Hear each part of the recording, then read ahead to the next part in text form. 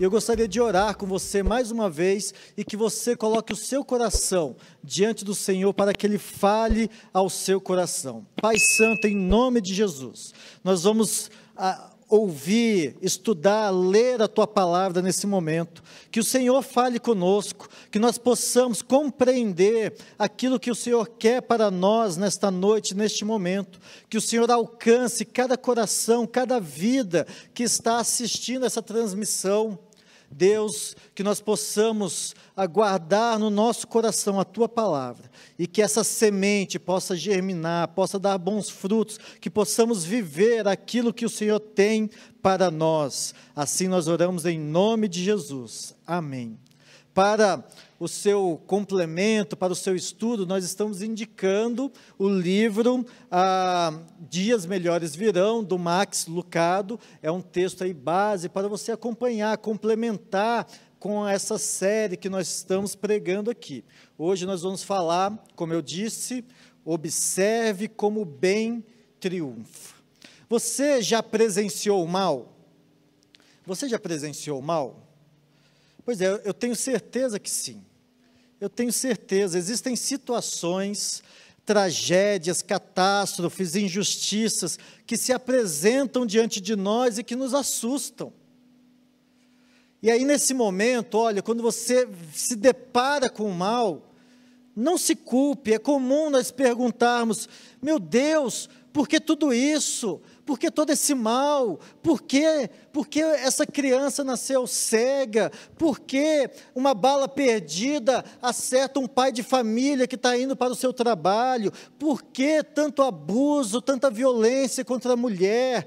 Por que, Deus? Por que um terremoto, um tsunami devasta toda uma terra, toda uma praia? Vidas são perdidas. Deus, por quê? Porque apenas um homem, um governador tirano, autoritário, que tem o poder de lançar tantas pessoas na fome, nas guerras. Por que, Deus? Por que comigo? Por que eu estou sofrendo isso? Por que tanto mal? E aí às vezes nós perguntamos: Deus, o Senhor não está vendo? O Senhor não está acompanhando? Por que isso se repete? Olha, há uma corrente filosófica, religiosa, conhecido como maniqueísmo, que afirma que o bem e o mal estão em confronto direto, como duas feras, dois leões se confrontando, e aí são duas forças opostas, uma lutando contra a outra, igualmente poderosas, opondo-se uma à outra num conflito permanente. Há ainda pessoas que culpam o próprio Deus, como se fosse um ser sarcástico, que tem prazer em permitir ou infligir dor à humanidade, ou até mesmo alguém que está alheio a tudo o que acontece aqui conosco. Olha, essa não é a verdade bíblica, não é assim. É verdade, sim, o mal existe, e não é apenas como uma força passiva, a ausência do bem, mas também como um ser ativo. O maligno, o diabo, acompanhado de seus demônios. Tanto o profeta Isaías como Ezequiel, nos seus textos proféticos, fazem referência a esse ser criado como um lindo anjo de luz, mas que por causa do orgulho e da inveja, ele se rebela e é lançado fora da presença de Deus. João, o apóstolo, vai falar na sua carta, na primeira carta de João, que o mundo jaz no maligno, o mundo está sob o poder do maligno. O mal que se originou em Satanás, depois ele leva ao coração do homem e faz o homem pecar. É verdade, meu amigo, é verdade. O mal, ele não está só lá fora. Ele não está só nas tragédias, ele não está só nos desastres, ele não está apenas nas injustiças, ele está também dentro do ser humano pecador. Ou por que você acha que mentimos? Ou por que você acha que roubamos, que temos inveja, que somos egoístas? Jesus, quando está ensinando seus discípulos a orar, ele fala assim: não nos deixe cair em tentação, mas livrai-nos, livra-nos do mal, livra-nos do maligno, livra-nos desse poder que domina, o mundo está nele, livra-nos do mal. Deus não foi pego de surpresa. Deus, Ele sabe de toda a história, e por meio de Cristo, Ele redime o mal. Então essa não é uma batalha entre iguais. Deus é soberano, Deus é o Criador, Ele é onipotente, Ele tem todo o poder. O diabo é apenas uma das muitas criaturas de Deus. 1 João, o apóstolo fala que maior é o que está em vocês, maior é o que está em nós, do que aquele que está no mundo. Maior é o que está em nós, o nosso Deus é maior do que o mal que está no mundo. Mesmo sem querer, o diabo se submete e também serve a Deus e aos seus propósitos. Meu querido, Deus deseja nos preparar para triunfar sobre o mal. Para isso, precisamos passar pelo tratamento de Deus. Vamos ver um pouco sobre isso com a história de José. Eu quero compartilhar e passear com você sobre a biografia de José e aprendermos um pouco sobre como o mal pode ser transformado em bem. Porque é assim, com esse versículo de Gênesis 50, no versículo 20, que o Max Lucado, quando escreve o seu livro, no capítulo 4, encerra aquele capítulo.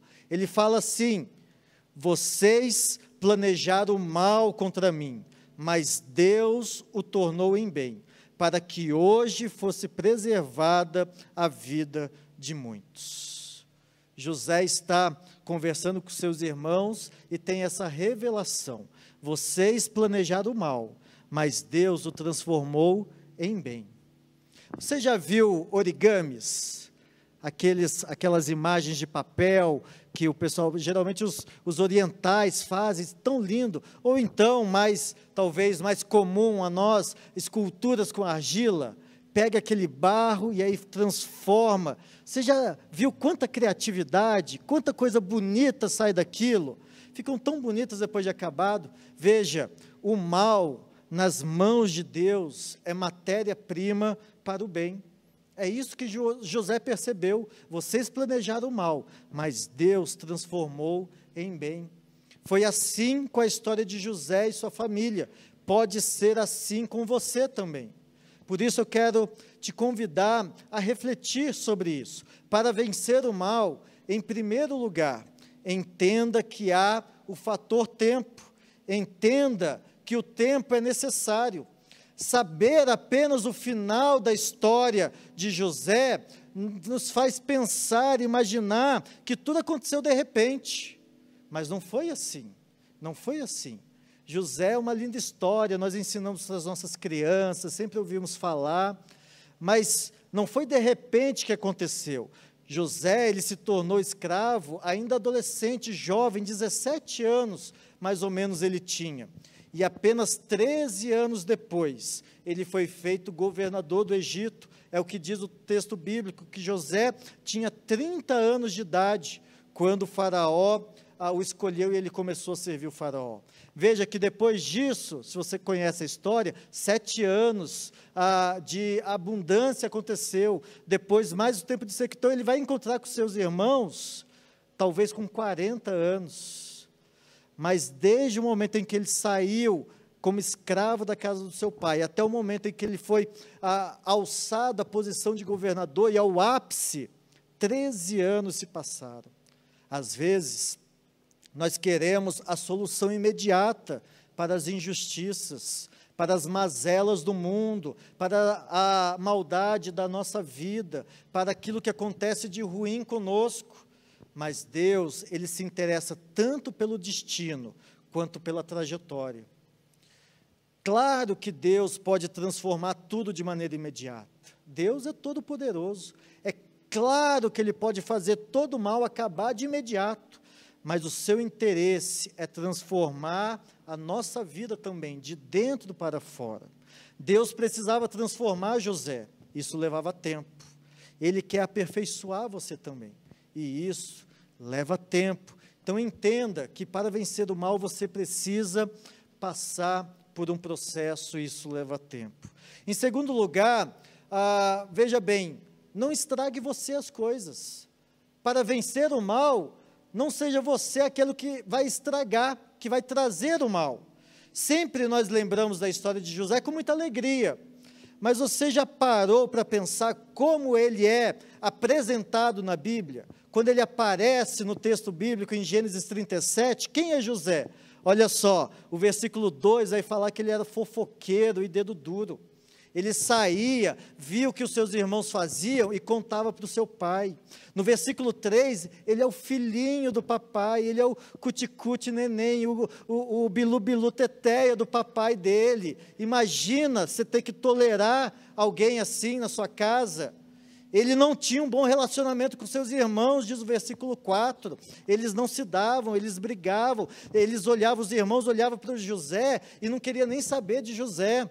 Ele tinha sonhos, o versículo 6 e 9 fala que ele tinha sonhos, e isso era muito legal, mas olha só, José era soberbo e arrogante, ele usava a sua condição de filho predileto e os seus sonhos para se vangloriar perante a família, para se enaltecer diante da sua família.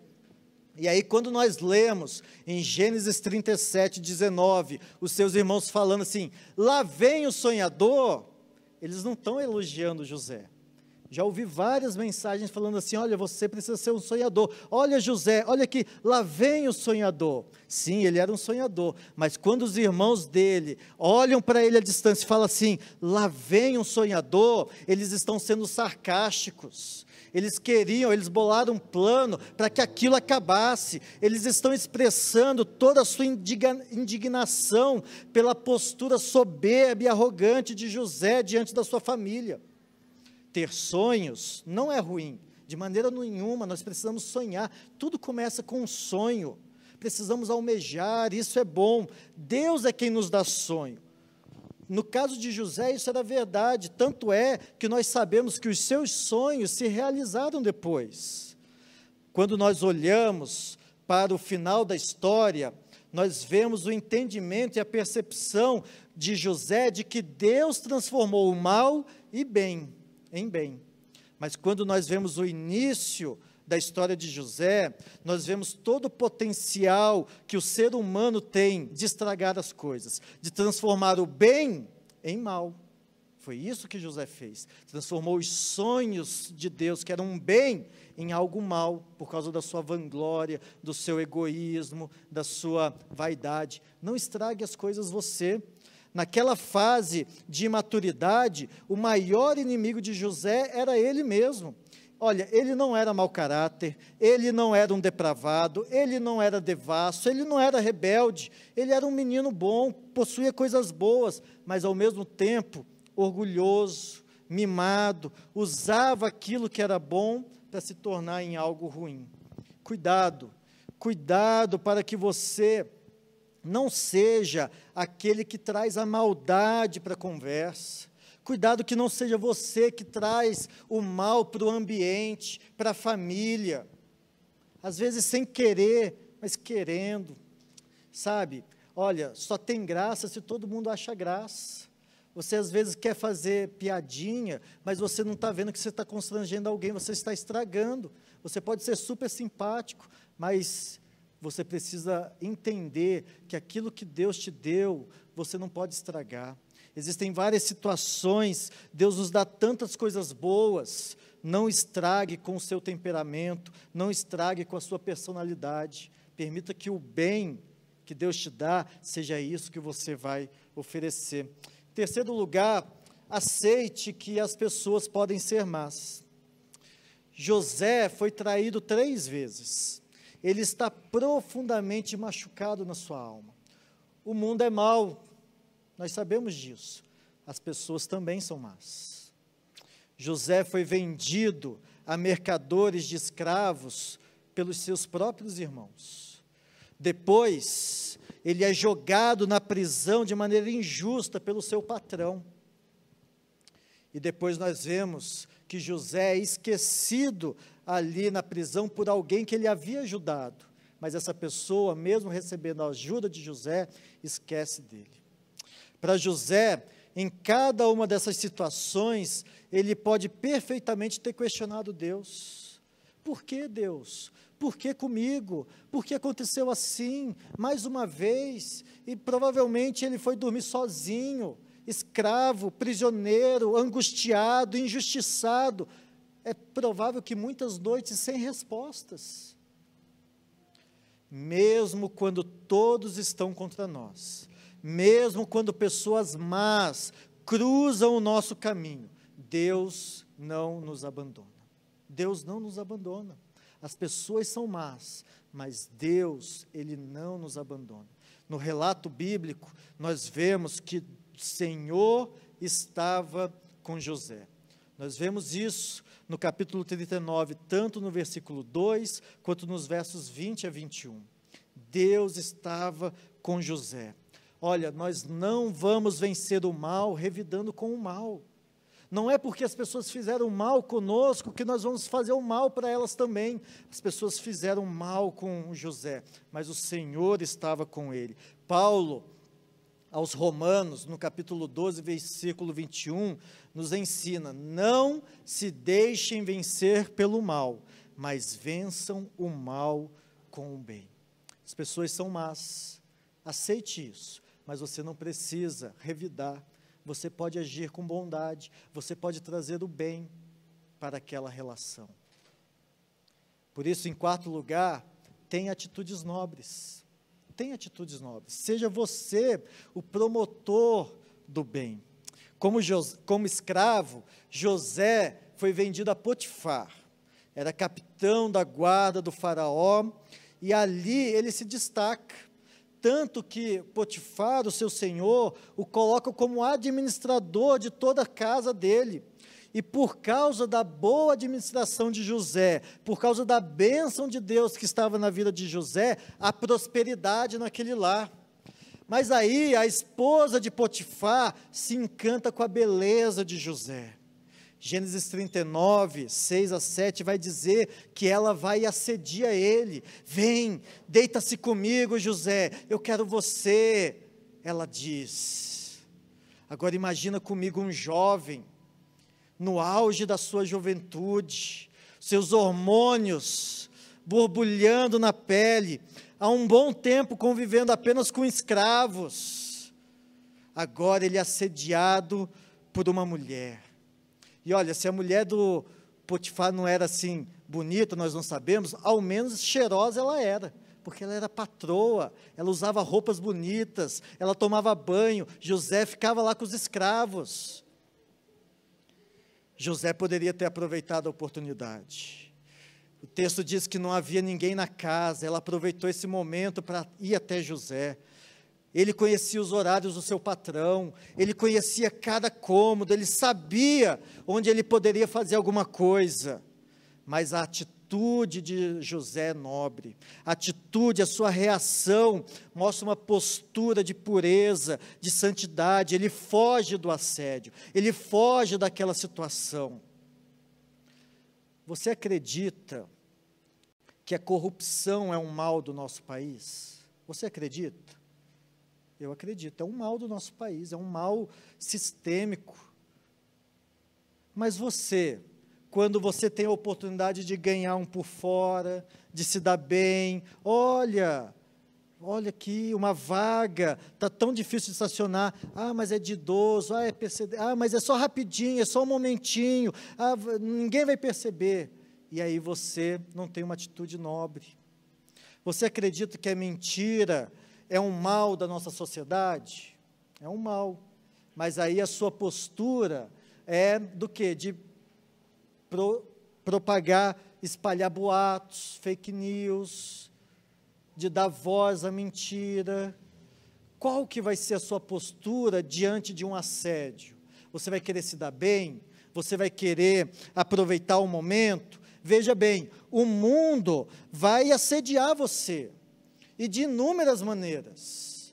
Você vai sofrer assédio por todos os lados, seja adolescente, jovem, adulto, esteja casado ou não, no seu trabalho, na vizinhança, você precisa ter uma atitude nobre, uma atitude santa. Se precisar, fuja do assédio. Se for possível, denuncie as injustiças. Faça você a diferença para interromper o ciclo de maldade. Faça você a diferença. Em quinto lugar, use o melhor de você para o bem do outro. Lembra que José tinha sonhos? Pois é, e aí nós vemos que ele também interpretava sonhos. Deus o agraciou com esse dom, com essa habilidade. Isso era algo especial, era um presente de Deus. No começo, ainda jovem, arrogante, ele não soube lidar com isso. E ele transformou o bem em mal. Mas você pode usar o bem em favor do outro, para o bem do outro. Depois, José vai amadurecendo no processo que Deus tinha preparado para ele, e agora ele não usa o seu dom como vaidade, com orgulho, para se exaltar diante das pessoas. Em Gênesis 41, nós lemos que o faraó disse a José: tive um sonho que ninguém consegue interpretar, mas ouvi falar que você, ao ouvir um sonho, é capaz de interpretá-lo. Olha aí, ó, o faraó está falando, é você, José, você que é o cara. José respondeu: isso não depende de mim, mas Deus dará ao faraó uma resposta favorável. Agora, José está abençoando o homem mais poderoso do Egito, através daquilo que se destaca nele. Todo o povo vai ser beneficiado pelo bem, pelo dom de José. É verdade que presenciamos tanto mal no mundo. Basta você ligar a televisão, basta você acessar site de notícias, não vão faltar exemplos do mal que tem permeado a nossa sociedade. Mas você já viu quanta gente tem feito bem para outras pessoas? Você já presenciou quantas pessoas têm ajudado outras pessoas com cuidado, com consolo, com atenção, com dedicação? Claro que isso não dá notícia, isso não dá ibope, mas observe como há tanta gente fazendo bem de maneira que pode, da maneira que pode, com seus recursos. Observe como o bem triunfa sobre o mal. Jesus, ensinando os seus discípulos, ele vai falar assim: assim brilha a luz de vocês diante dos homens, para que vejam as suas boas obras e glorifiquem ao Pai de vocês que está nos céus. Tanta gente com tanto recurso, com tanto talento, com tantas habilidades, com tanto tempo disponível, mas que não coloca isso em favor, em benefício de outras pessoas. Querem só para si, olham só para si, pensam só em si. E aí, depois ainda reclamam: esse mundo é mau, olha esse governo, olha o patrão, só reclama. Mas quando ele pode usar o bem em favor do outro, ele não quer. José agora está usando o seu dom, o seu talento, o bem que Deus deu para ele, em favor de toda uma nação. Toda uma nação foi abençoada. Meu querido, você pode mudar histórias. Você pode mudar realidades. Faça você o bem aos outros com aquilo que Deus tem dado a você. Com seu tempo, com seus talentos, com seu dinheiro, aquilo que Deus tem dado a você, com a sua inteligência, com a sua sabedoria, faça o bem aos outros, não pare só em você. Em sexto lugar, aponte e confie na direção de Deus. Depois de revelar o sonho ao faraó, José entende que havia necessidade de um choque de gestão ali no Egito. Seria necessário mudar muitas coisas. A fome estava prestes a bater a porta daquela nação. E ele dá toda a orientação para o faraó, mas em nenhum momento ele se coloca como Salvador, como Messias, como aquele que vai resolver. Em Gênesis 41, de 33 a 36, nós vemos isso. O faraó escolhe, procure um homem, procure alguém que possa fazer isso. José, ele confia em Deus, confia na direção de Deus. Ele já sofreu bastante para saber que Deus é quem cuida dele.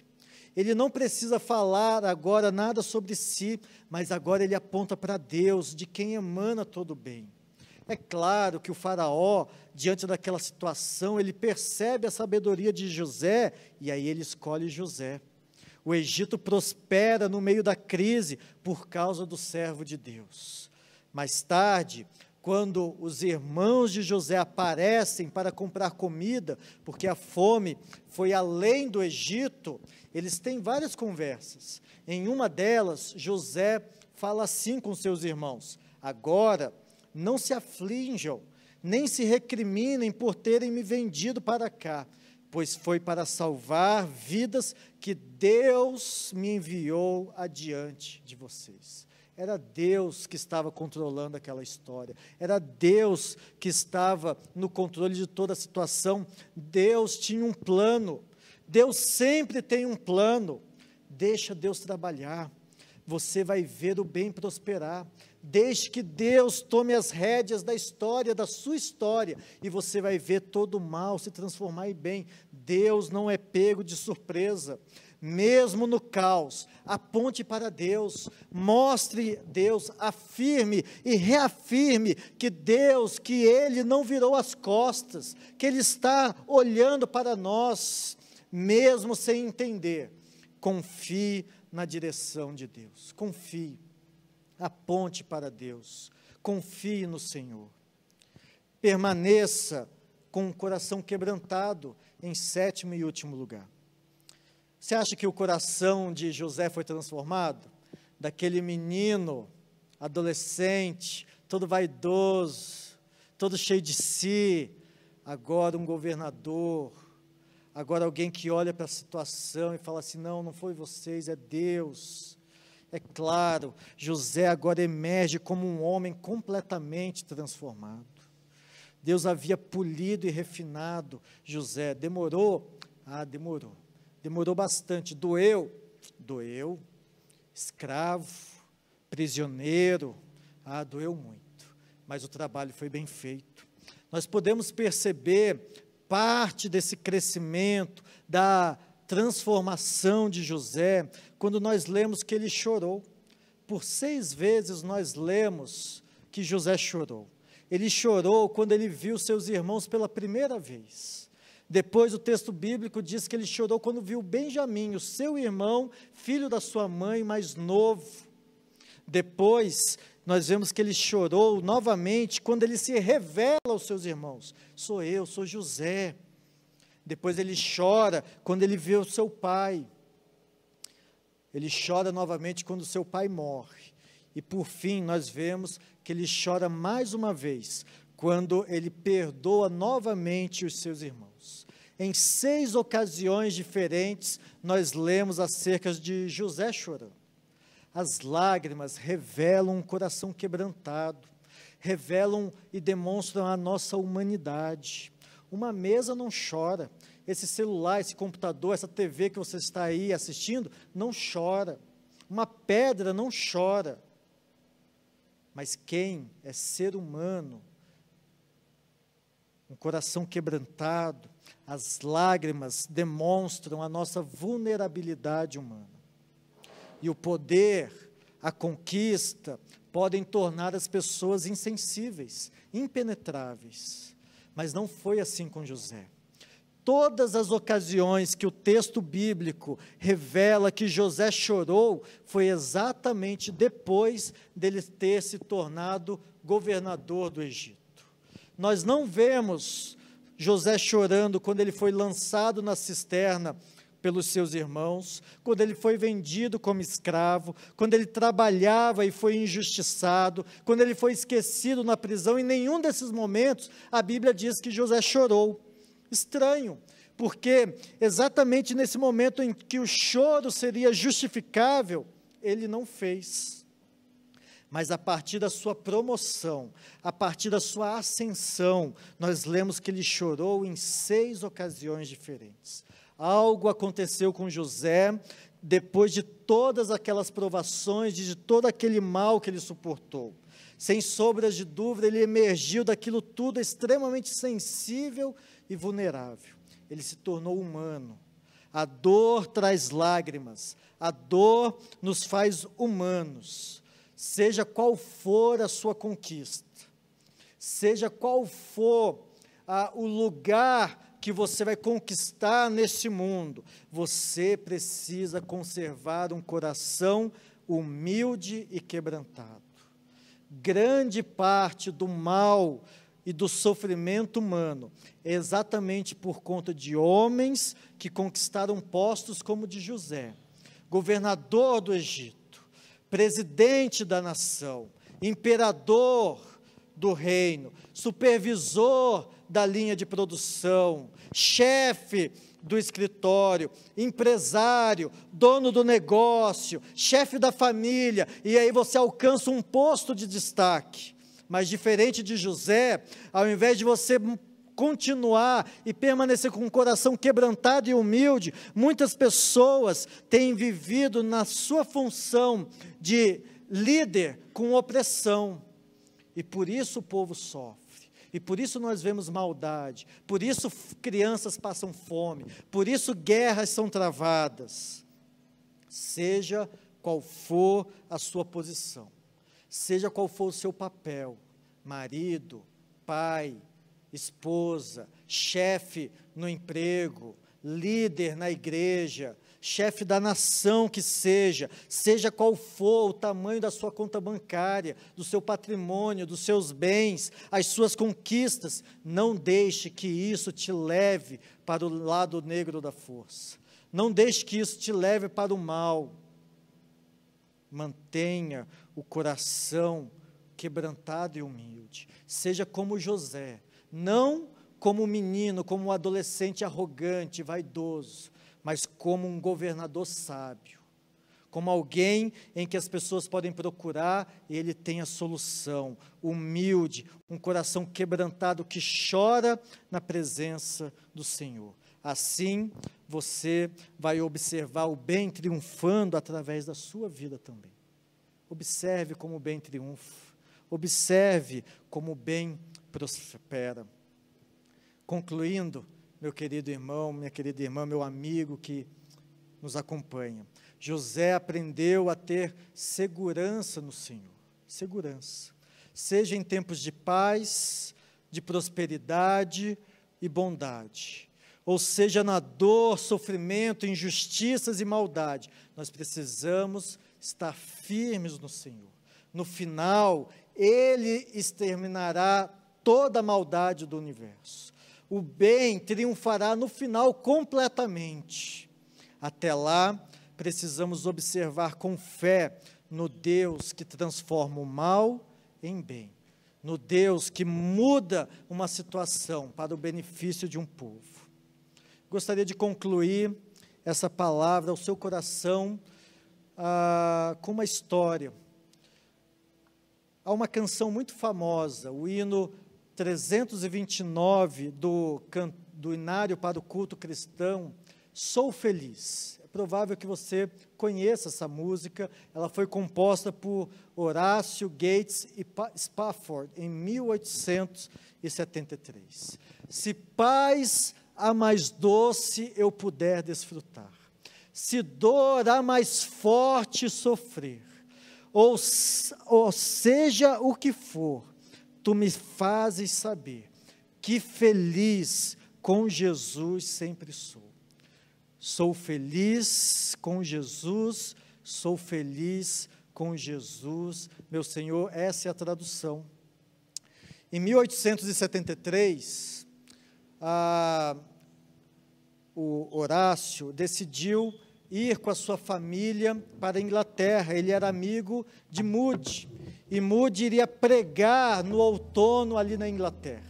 Mas como ele, Horácio, tinha muitos negócios na cidade, nos Estados Unidos, ele decidiu então enviar à frente a sua esposa e as suas 4 filhas. Sua esposa Ana, suas filhas Anne, Meg, Bessie e Taneta, que você deve estar vendo aí na imagem.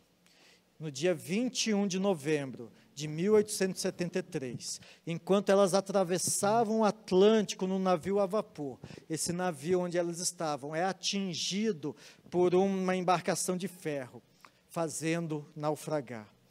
226 pessoas morrem naquela tragédia. Morrem também suas 4 filhas. Quando a esposa dele chega à Inglaterra, ela escreve então um bilhete e envia um telegrama para o seu marido, e no telegrama está escrito: saved alone, salva, mas sozinha. Todas as suas filhas morreram. E aí ele tem a notícia de que a sua família foi destruída. Ele viaja então para a Inglaterra.